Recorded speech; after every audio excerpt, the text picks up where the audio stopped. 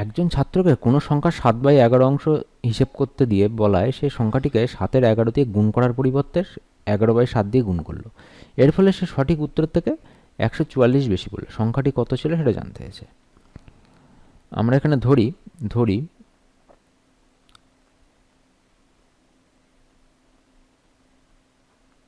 সংখ্যাটি হলো এক্স।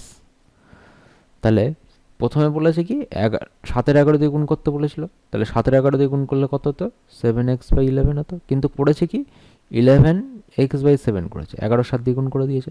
তাহলে 11/7 এক্স মাইনাস 7x/11 করে কত হয়েছে? তার পার্থক্যটা হচ্ছে 144, কারণ 144 বেশি বলেছে, অর্থাৎ এদের দুজনের মধ্যে পার্থক্য বোঝাচ্ছে এটা।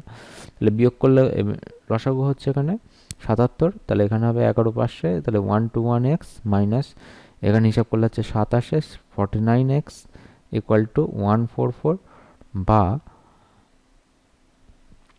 এখানে আসছে আমাদের 72x/77 ইকুয়াল টু হচ্ছে 144। 72 দিয়ে উপরে কাটলে হবে আমাদের 2, বা x ইকুয়াল টু হচ্ছে 154। অতএব সংখ্যাটি হবে 154।